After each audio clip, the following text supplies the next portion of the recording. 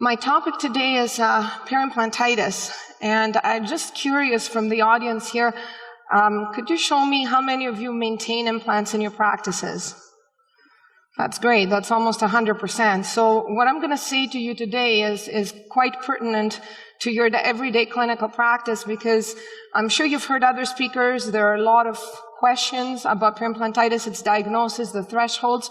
So I'm hoping that I'll be able to answer some of those questions, not all of them, because there's controversy in the literature, but at least some of them. And I want to start you off with a very recent case, just to tell you how problematic it is if we don't make a diagnosis fairly quickly. Excuse me. This is a patient that was referred to my office. She's 48 years old, and her name is Diane. Diane had received a bone block graft from a colleague of mine, an oral maxillofacial surgeon, about 3 years prior to when this photograph was taken. And she had gone and received an implant restoration on her right maxillary central incisor. She went back to her dentist and 6 months later had the implant restored with the crown that you see presently. And she noticed about after a year and a half that she started getting gingival recession around that crown. And she went back to her restorative dentist and said, look, I'm really not happy with this. I can see the edge. My gum seems to be shrinking on that implant.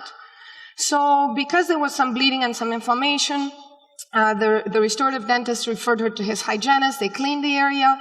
But of course, that wasn't addressing the patient's chief complaint, which was the recession. So he sent her back to the oral surgeon. The oral surgeon had to look at her, says, yes, indeed, your gum is receding. Let's do a soft tissue graft. So he went ahead and did a connective tissue graft. Connective tissue graft didn't work out. It failed. And by the time all this was going on, I mean, that's another 6 months of delay in treatment. And after the graft failed, now the patient is very upset. She goes back to the restorative dentist and she says, you know, I'm very frustrated. Now I'm feeling soreness in my gum. When I press on it, there's discomfort. And so I get this phone call, and unfortunately when I get phone calls, it's from dentists that I deal with, and as time goes by, I've developed this reputation of salvaging cases. So I get this dentist that calls me and he says, well, you know, I need your help. I have this patient, she's really upset. Can you have a look at her and see what's wrong with her implant?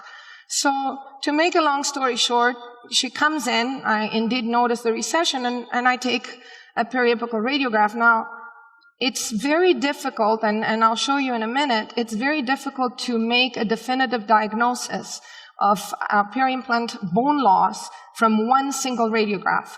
And unfortunately, I didn't have any baseline radiographs to compare it to, and we'll talk about this and you know, how you should standardize your protocols in your office in terms of your records, because that's extremely important when we're dealing with this. So you can see that there appears to be something going on. And when we look a little closer with a CT scan, you see that there is, or possibly you could detect some kind of radiolucency in the middle of that fairly thick, you'd agree with me, radiopaque bone that you're seeing on the buccal surface of the implant. But I still had no idea really of a diagnosis. I knew that the straight buccal of this implant showed gingival inflammation. There was bleeding on probing, and there was a 5 to 6 millimeter clinical probing depth. So I discussed with the patient. I said, look, unfortunately, we have two options. Either we're going to remove your crown and try and go from the sulcus and try and see what's happening in there. Otherwise, I have to do an exploratory flap. And she says, no, let's go with the exploratory flap. So this is the area that was flapped. And as you can see at the very top, as soon as I flap the area, there's a piece of necrotic bone, a vascular bone that popped right out. And this is what I was left with as soon as I removed that bone. So note that there is bone loss on the buccal, and at the very apex, if you'll notice, and I don't know if you notice it on the CT scan, there's also an apical perforation. So at this point, we're faced with two options. Are we going to try to manage the situation? Are we going to remove the implant? And here comes really the most important point, or one of the most important points of my presentation. When the patient has been misdiagnosed and the inappropriate treatment has been followed through, you have a patient now that's very hostile. So even if I were able to treat this implant, this patient was not really amenable to my providing any treatment to her, because She was quite turned off by the whole process, by implant dentistry, by dentists in general. So we're starting already on a negative spin here. And my conversation with her was, I could do something. I think that this implant is salvageable. She said, absolutely not. Take it out. So I proceeded to remove it. I did some osseous xenograft grafting there. She was unsure of what she wanted to do. She, again, was crying in the chair. And I sutured the area. And then when she calmed down and she came back a couple weeks later, I said, look, we need to talk about, how you want to restore this area now. Do I go back and do more grafting and put another implant in? She says, no, I'm not interested in implant. I want a bridge. And both of her abutment teeth were crowned. So my next step was to do a soft tissue graft surgery for pontic side development. And this is a case that I just finished. This is the 3-week post-op that you're seeing on the extreme left. And now she's at the stage where she's going to go to her restorative dentist for more papilla sculpting and pontic side development. The reason why I'm showing you this case is this is not a case from 5 or 6 or 7 years ago. This is a case that's recent. And again, it behooves us as a profession, if we're going to be maintaining implant patients in our practice, to make the appropriate diagnosis for the treatment. So what I would like to do today and, show you is that, yes, implant treatment is a wonderful modality. I mean, this is a patient that I treated in 98, 2014, soft tissues intact, bone intact, and it's a wonderful treatment. And this is the first implant case that I ever did as a grad student. And I happened to see the patient in our grad clinic. She comes back to the same clinic where I graduated from. And I saw her and I'm going, oh, Marianne, that's great. Can I please take a picture? And she was kind enough to let me take a picture. She's 80 years old. And you would agree with me that her bone levels are good. She's had some soft tissue remodeling in that area, but it's a very good case. And I can show you that the treatment is successful. However, there are cases where we will see something like that, and like this, and like that. So what I want to share with you today is my experience in treating peri-implantitis for the last 7 to 8 years. The steps that I think we can take in our practices on how to identify those problems early, and early diagnosis is important, and perhaps start thinking in a risk assessment model when it comes to implant patients, because we do think in a risk assessment model. We heard a wonderful presentation by Dr. Coyce today. We heard another wonderful presentation about assessing periodontal factors and risk factors. Well, we also have some risk factors for peri-implantitis, and that's something we should keep in mind for our patients. So today, we're going to talk about a definition. What is peri-implantitis? Why is there confusion in the literature? We're going to talk about diagnosis, which is a challenge. And I'll tell you what my challenges are, and I'm sure you're going to encounter the same challenges in your office. We're going to discuss about treatment options, and I will tell you what's scientifically validated and what's clinical opinion, because there's a lot, and as you've heard already, a lot of heterogeneity in terms of surgical and non-surgical treatment.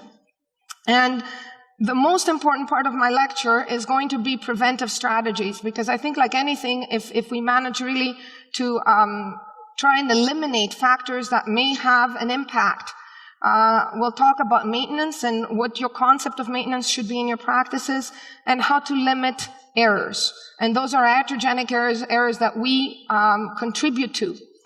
So a very, very brief and very quick definitions. Peri-implant mucositis, you've heard from other colleagues in those presentations, is a localized inflammation of the soft tissues without loss of supporting bone. It has been shown to have similar histological and inflammatory characteristics to gingivitis. Peri-implantitis, however, is more what we're interested in right now, and it's inflammation of the mucosa in addition to loss of supporting bone. However, this is the challenge. When you're looking at this radiograph, and if I were to show you this, is this a peri-implantitis case? Is this remodeling beyond the physiological remodeling of what you would expect?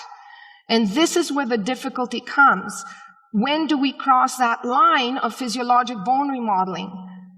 And that is where our challenge is, because some colleagues say that the onset of marginal bone loss, and this is a colleague from Canada, that the onset of marginal bone loss and resorption is variable and time-dependent outcome, and it's really nothing to worry about. And the question that I hope I'll have answered for you by the end of this presentation is, how do we draw the line? And the secret when it comes to radiographic interpretation, just like clinical interpretation, is good records. This is a patient, good records, and good diagnostic criteria. So this is a patient that was referred to me with bleeding on probing. This is a 15-millimeter probe, so you can see we're at 14 millimeters in already. Inflammation, clear inflammation. So bleeding on probing and increasing clinical probing depths. And we'll discuss why I use the word increasing. Implants in general will tend to have deeper clinical probing depths than teeth in health. And so the absolute numbers, if it's beyond 3 millimeters, all of a sudden we have inflammation, may not necessarily be valid for an implant, because it will also depend on the biologic width that has formed and on the depth of placement of the implant and so on and so forth. So having a specific number at the time of loading and seeing how that number changes over time will have a bearing, and we'll discuss this in more detail in a minute. This you all recognize, and I think pretty much all of us would agree in this room, if you have suppuration, obviously there is a concern. And progressing periodontal radiographic or evidence of radiographic bone loss beyond what we consider biologic remodeling. And that's the tough question to answer. And what do we need for this? What we need to this is good baseline radiographs. Because if you don't have them, and I show you one picture in time, you don't know if that implant was placed in an immediate socket and the bone just didn't remodel all the way and you have cupping. You don't know if that if that implant was placed in regenerative bone. You don't know if that implant was placed subcrestal. So you really need good baseline records in order to be able to have a more accurate diagnosis, and that's how they're going to help you. So this is a patient that we saw in the graduate periodontal clinic in 2008. He received 3 implants. This is a maxillary augmented sinus. And the patients we're bringing back for a recall, so that allows us to see and monitor if there's any breakdown. 2011, soft tissues looked great, bone was acceptable, but look what happened from 1 year to the next. All of a sudden, significant bone loss in that center implant. So if we did not have those records to be able to compare to baseline, it would be harder, especially if your bone loss is not very advanced. So to try and bring all this information together in terms of your diagnosis, if you have a stable probing depth in your exam, and you don't have plaque and you don't have bleeding on probing, you don't really need to do any treatment. You just monitor the patient. If you have presence of plaque and bleeding on probing, which is our definition for peri-implant mucositis, you're going to look at some kind of oral hygiene instructions, and we'll talk about making sure that the site is amenable, because it's one thing to tell the patient you've got to brush more, you've got to floss more. If you've built the prosthesis in such a way that they don't have access, that becomes a great problem for the patient. Debridement, and again, there are different ways to debride those areas. But more important than anything else is the follow-up. So if in your hygiene, your patient comes in and your hygienist comes to you and you say, you know, there is bleeding on probing in that area, we're having concerns, you need to make a note of that in your chart, and you need, when the patient comes back for the recall, to check and see what is happening in that area. If your bleeding on probing is going on and there are no local factors that can account for it, it could be something else that we'll discuss in a minute. The issue, however, becomes if your probing depths are increasing. So if you have increasing clinical probing depths over a period of time, it really behooves you to take a radiograph. You need to see, compared to baseline, have there been any osseous changes? If your bleeding on probing is positive and you have less than 2 or less millimeters of radiographic bone loss, you could be into this remodeling phase.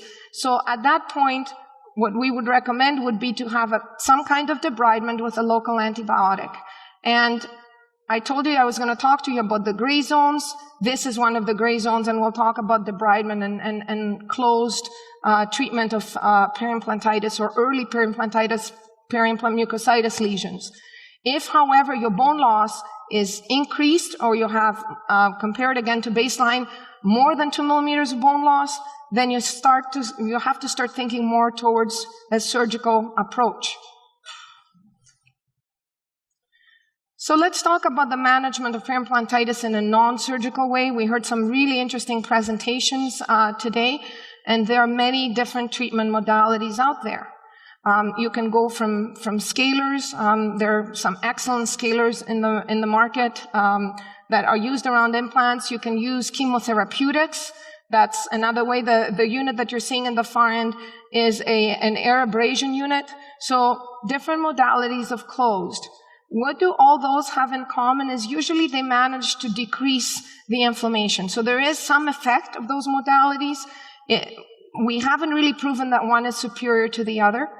But there is a reduction in inflammation. And if you remember the case that I showed you previously with the lesion that was almost looked like a pyogenic granuloma, the very, very swollen soft tissue, it is a good idea to reduce the inflammation, because even if I wanted to treat that patient surgically, it would be very hard for me to elevate a flap and even suture in that tissue because it was so swollen and so edematous.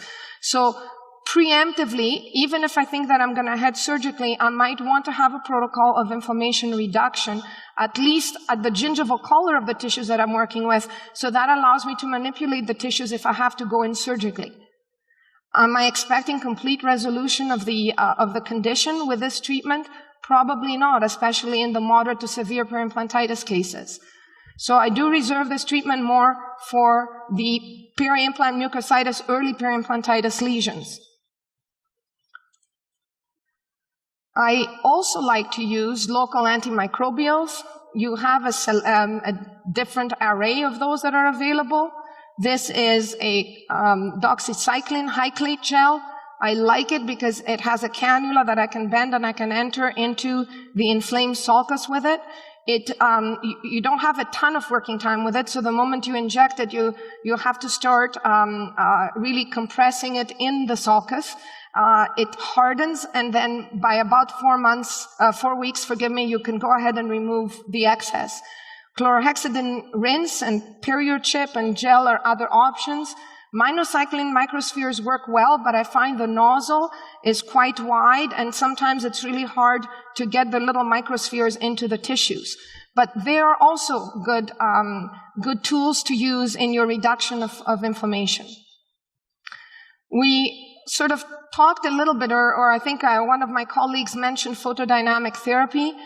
Yet another way to consider. This is a prospective clinical trial, and it compared minocycline microspheres that I just talked about to photodynamic therapy. However, it's very important, and again, the confusion comes out if you're reading articles in the literature, to go and read what the definition of peri-implantitis is, because that is one of the biggest challenges that we're having when we're going back and looking at the literature. The definition here of peri-implantitis is not really peri-implantitis the way I discussed it with you earlier. It's 0.5 to 2 millimeters of bone loss, which could be adaptive bone remodeling. So therefore, this could also be mucositis. So even though this trial, they compared those two modalities at 6 months, they found no differences between the two groups. And that is true of many trials that are looking at peri-implant mucositis treatment with adjunctive or closed technique and early peri-implantitis, is that you do not get complete resolution of the lesion.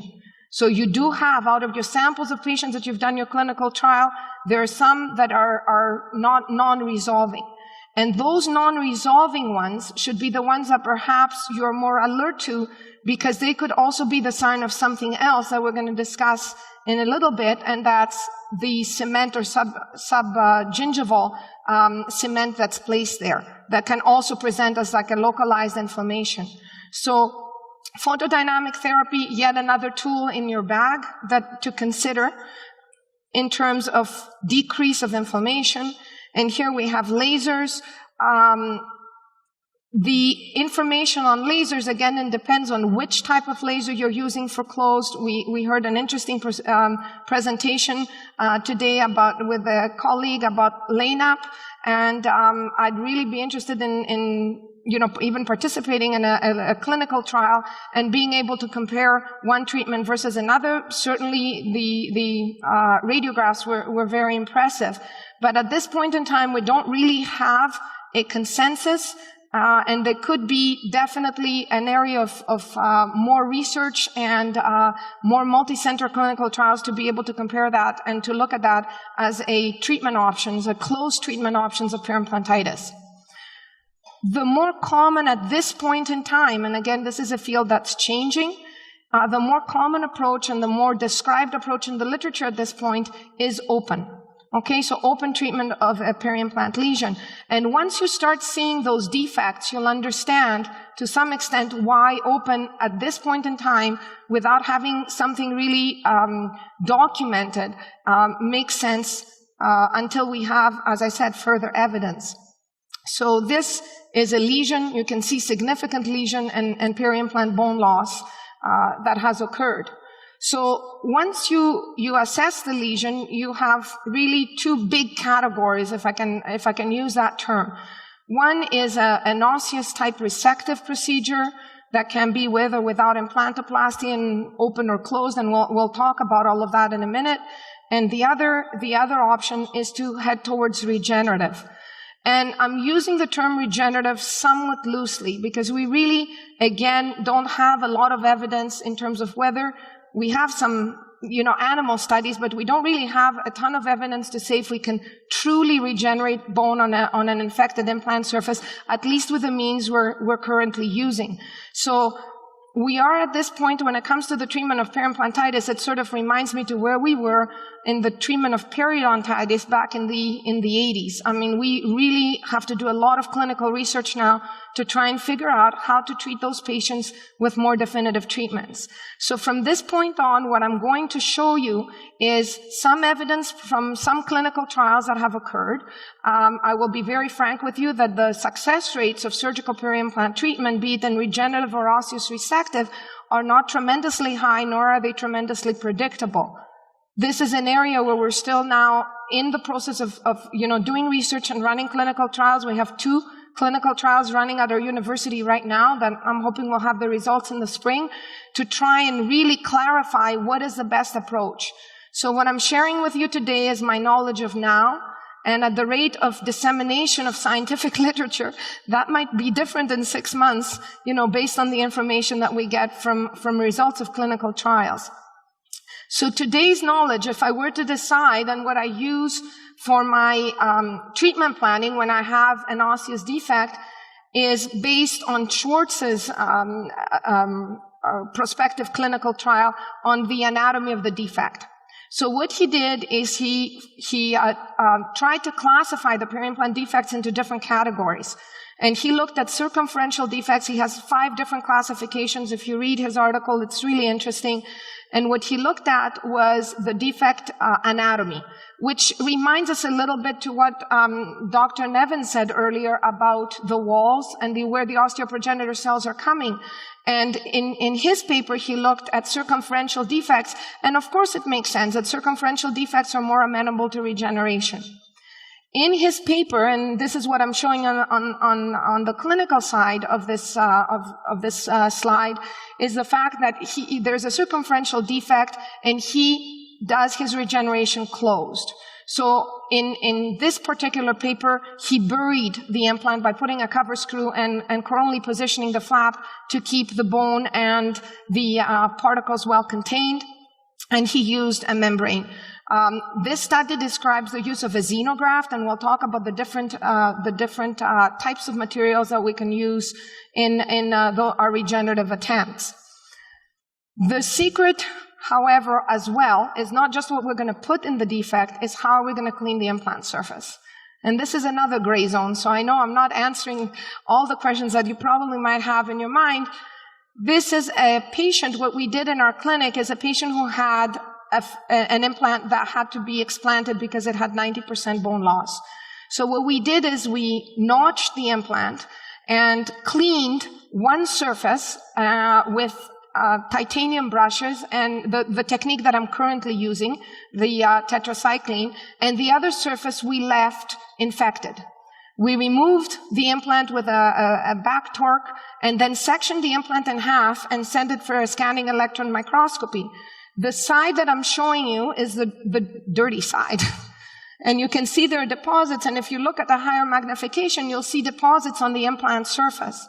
And the question now that needs to be answered is, how do we go from this surface to that surface, which is the cleaner surface? And which way and how do we get there?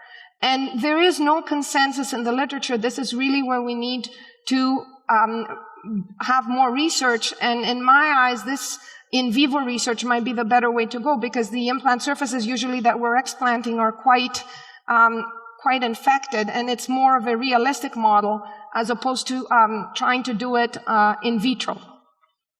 So we have different surfaces that have different methods of decontamination that have been proposed. You can look at mechanical with implantoplasty, and I'll show you some cases where I've used that. You can use titanium brushes, you can use scalers, you can have chemical decontamination. The current thinking process is you should have a little bit of both, some mechanical and some chemical to remove the debris from the surface, and you'll have your pick when it comes to chemical. There's citric acid, there's tetracycline, hydrochloride, there's chlorhexidine, and one paper says, we just took saline and we just rinsed it over and we had the same effect as the others. So again, there's great variability in the literature. And of course, the last category, which is lasers. So in all of those surface decontamination methods that I'm showing you, at this point in time, there is no clear favorite in terms of what we should do when it comes to large randomized controlled clinical trials. And if it's a multi-center trial, even better, because that will give you an idea what works in the hands of different providers, and are we consistent in achieving this over several countries sometimes, or several universities, or wherever those trials may be held. So to start us on the review of the different surgical options, this is a patient of my associate, Dr. Surnakis. He works in our practice, and you can see clearly that there is suppuration and bleeding on probing with a 7 to 8 millimeter clinical probing depth on the distal of this implant. And when you look at it radiographically, again, it doesn't look terrible. I mean, you can see there's a bit of a radiolucency. Things don't look to be too bad. But the interesting thing is the moment you flap and you start cleaning out, you're starting to discover that there is more. So one thing that I've learned from this process is if I think it doesn't look bad on the x-ray, it's usually worse clinically. Why? I can't tell what's happening to that buccal plate. I can't tell what's happening to that lingual plate. So all I can tell from radiographs is the mesial and distal. And sometimes you can have significant bone loss on the buccal and significant bone loss on the palate, and you have no clue until you get in there. So always radiographs are going to underestimate the degree of destruction that you have. So in this case, we recommended the osseous resective. This is implantoplasty, so the threads of the implant are smoothed down. And because from experience, again, I've learned that every time, and I'll show you a case where I didn't do it, every time I raise a flap on the implant, you have to be prepared that you're going to get significant soft tissue alterations. And this is, I guess, one of the attractiveness of being able to do it closed, because the moment you flap it, you now are going to get recession or induced recession in that area. So to try and counteract this, what I'm doing now is pretty much every single case that I flap, I do a connective tissue graft. Does it negate it? No. Does it control it better? Yes. So placing the soft tissue in that area helps in terms of not getting a ton of shrinkage, but it will deform. There is no doubt about it. So this is what the procedure looks closed with a connective tissue graft underneath. These are more challenging. This is an anterior case of an implant-supported bridge. And this patient presented with a 9 millimeter clinical probing depth. And you can see it there. That's a 15 millimeter probe, where the 9 millimeter and very copious bleeding on probing. I would have liked to have seen that patient before it got to that. There is cement there. I don't know if you can see it on the mesial aspect, but by the time I got the referral, already we had significant bone loss around that implant. If we were lucky, perhaps we would have been able to do the cement removal with closed, which is really difficult because some of those cements, depends on what type of cement you've used, adhere very, very strongly to the implant surface. But now we have to deal with this kind of situation. One instrument that I do like when I'm doing my flaps is to use a microsurgical instrument. You can see them here because I can bend them and they really adapt very well around the neck of the implant, so it allows me to be able to contour well. And you can see the granulation tissue here, and this is the bone loss. Okay? Now, in this case, I tried using a bone graft and a membrane, and I agree with the previous speaker when he mentioned, do we really need membranes? In fact, there is a study by Ruth Janseker here that looked at the need of membranes at a 5-year follow-up, and it may not be absolutely necessary to use a membrane. But the mistake that I made in this case, and I told you earlier, now I'm trying to take steps to prevent it, is the fact that I didn't use a connective tissue graft, and here we go. Now, the good news for this patient is that she didn't really care. She was happy, her implants were healthy, and this is a 5-year follow-up with no clinical probing depths, and the bone loss has been stabilized. However, there's a penalty to pay when it comes to aesthetics. You can use other products. Again, this is enamel matrix derivative. This is a patient from 2011, and at 2015 had significant bone loss. Should you be taking out this implant? Yes, I would take out this implant. This patient absolutely refused to have this implant explanted. It's a short implant, and I'm almost down to the apex of the implant. He just wanted to keep it no matter what. The good news is it's a circumferential defect again. So I'm well contained, I've got walls all around. So in this particular instance, we did a monotherapy of enamel matrix derivative and freeze-dried bone allograft, and covered the area. And as you can see, I definitely overfilled that one. I was very enthusiastic.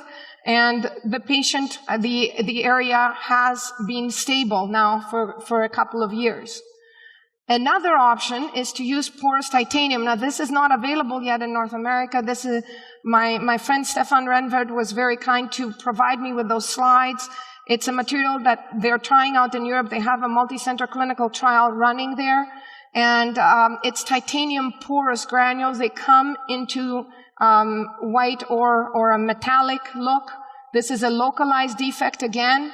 I also use hydrogen peroxide as a disinfectant, and you can see that at the very far slide. And the granules are placed, and there is reduction of the clinical probing depths and stability, again with a sacrifice of the soft tissue, but stability in terms of the interface. So what you're about to see is, hopefully, is a video. There we go. So this is the prosthesis. Now, the nice thing about prostheses like that, even though they're not ideal when it comes to cleansability, is their retrievability. So you can see we're removing the prosthesis here. And after a disinfection treatment, you don't have the amount of pus but there is still some exudate there, but it's not as bad, and there's still clinical probing depths and bleeding on probing. You can see here the little scalpel blade that's bent so that you can work around the implants without really sacrificing any of the soft tissue, because the plan here is to bury those implants. And circumferential incisions with crestal incisions, again, to be able to manipulate that tissue. And that's the incision design or the flap design. And sometimes we use Orban knives. Flapping the area where you have peri-implantitis can actually be quite difficult. You have to get down and cut that granulation tissue, because the tissue is very adherent and will not release, and you can tear your flap if you're not careful. But those are the machine surfaces of the implant. You can see there's quite a bit of granulation tissue, and we remove that with curettes and irrigate the area. Sometimes at the very base of the defect, even the instruments that we have can be very thick and might not be able, and this is believe it or not, a scaler that an explorer that we use. And this is something that I use when I'm going to perform implantoplasty. What you're seeing, it's like it's not a membrane, it's a tape of collagen that I create a little poncho technique, and I push it through the necks of the implants. And so when I am going to be grinding away at the implant surface or using a titanium brush, like you'll see in a minute, I don't end up with titanium all over the place. It soaks it right up, and then I don't have particles on the underside of the flap. So I'm using a tie brush, and wherever I can't get the tie brush, I'm going to use very, very gently with a ton of irrigation at high speed. This is a tetracycline mix, and we use that to scrub. I also, as an alternative, will use hydrogen peroxide, so one or the other, and then copiously irrigate the area and try and, by the combination of those two procedures, just cleanse the implant surface to the best of my ability. Make sure that my flap is released, and there's a little bit more release that needs to be done here. And that's very important if we're going to bury, to make sure we have passive coverage. And this is the BMP sponge that's soaked and will be placed in the defect with freeze-dried bone allograft, almost like a little bone peppering technique. I think Mike Picos described this as a salt and pepper technique. And so you can put this around your defects. And you see there was a significant lingual defect that doesn't quite show very clearly here. And then we proceeded, we had a soft tissue graft. Now the purpose of this graft was not to make the soft tissue bulkier or get more keratinized tissue. It was more, I was concerned in terms of being able to keep those particles in place, and I wanted to have the graft on the incision and a little bit underneath, again, to make sure that even if we did get some separation of the tissues, because of course there is the lip and it's mobile, that I could maintain the primary closure that I had. So you can see there the area being sutured. This is a fairly recent case. We just did this, I would say, probably about a month ago. So the post-op that I'm going to show you is not several months, but that definitely, again, this is the 1 week healing. You get quite a bit of swelling with BMP, and you have to warn the patient that that's a possibility and for them to expect it. It's a post-operative outcome. So I hope that this has given you a very, very brief overview of all the different surgical techniques and what can be done in terms of direct access to treat peri-implant infected surfaces. And what I want to focus a little bit more in the last few minutes of my presentation is the risk assessment. When you're dealing with your patients, I want you to look at smoking, if your patient has poor plaque control, poorly controlled diabetes, if they've had a history of aggressive periodontitis, chronic periodontitis, what their maintenance habits are or have been in the past, if we have any occlusal issues, and how those might affect your treatment. This is a patient of mine that in 2007 came with bone loss around his implants, which I treated surgically. But what I managed to do is I managed to get him to quit smoking in the interim. And this is the latest clinical and radiograph that I have. And, we've had stability for the last 8 years. It doesn't look pretty. There's the neck of the implant that's exposed, but there hasn't been any further bone loss or increase in clinical probing depths. So smoking cessation can be perhaps a good tool to use in those patients that are at risk. But definitely smokers will have greater issues. It's easy for us to tell patients, you've got to clean better. And if there's another message I want to transmit today, is they can't clean if you give them this. How are they going to clean if you've blocked the embrasure spaces with porcelain and ceramics?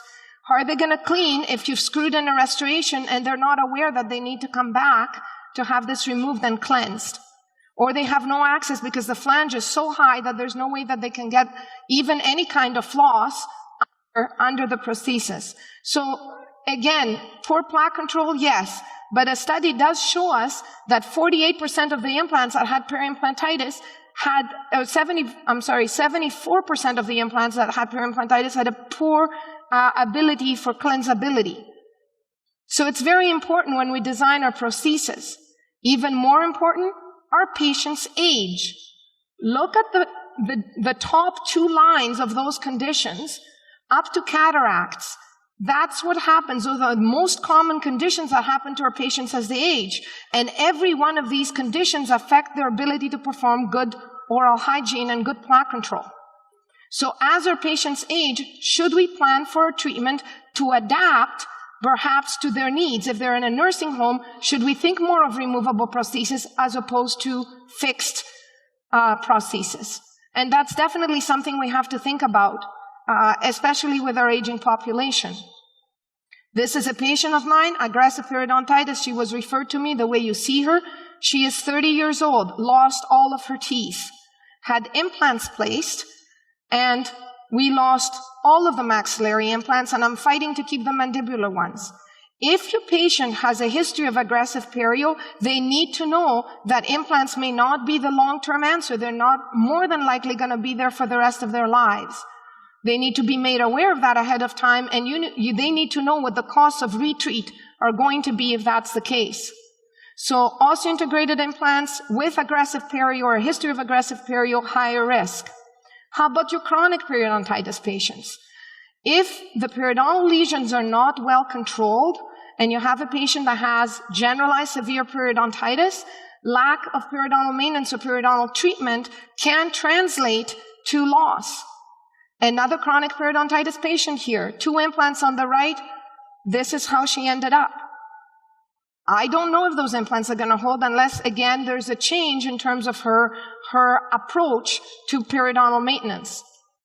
So, again, we need to profile our patients and determine who's higher risk and who's lower risk. Occlusion, it definitely has its place. Again, you need to see, when you bring the patient back for maintenance, pick up the articulating paper and check and see what has happened in the interim since you saw them. So again, do we have evidence for using bruxism splints? Not really. I mean, if you look at the literature, no. Does it make you feel better? Possibly, yes. But parafunction can be a concern. So when you're looking at preventive strategies for your maintenance, look at the bone loss of implants that are in place, patients with periodontal disease that are under no maintenance protocol, higher risk. So important, again, when they sign the contract that they're going to receive implants, they need to know that those implants have to be maintained. I'm finishing now. So this is the last case that I want to show you to close. This is a patient that went in and had a full mouth reconstruction. This patient was under the impression that she didn't need to have her prosthesis removed. 4 years later, she comes in because her gum is sore. This is what we see underneath. And if you look more closely, you'll see that there is a screw that's stripped on the side and the implant, and there is a retaining screw from the bone graft that she had done. Bone loss around her implants, and now she needs to be retreated. How do we prevent this? By good communication, by her being aware that she needs to come on regular intervals, and because she is not the kind of patient that will come on a regular basis, perhaps having a removal. This is a conus system, so it's a prosthesis that can be removed, and then we can assess the implants much more easily rather than her coming and us having to unscrew it. Iatrogenic factors, those are factors that you need to limit, and it has to do directly with the placement. And cement, which again can be a significant issue. And you can see the cement right on the implant body in this failed case. In conclusion, I hope that I helped you in terms of the definition of periimplantitis. We discussed our treatment options today and surface decontamination, as well as different possible treatment options, flap resective or guided bone regeneration. We talked about your patients who may be at higher risk of developing this condition, what your maintenance protocol should be like, and how you should limit iatrogenic factors. I thank you very much for your attention.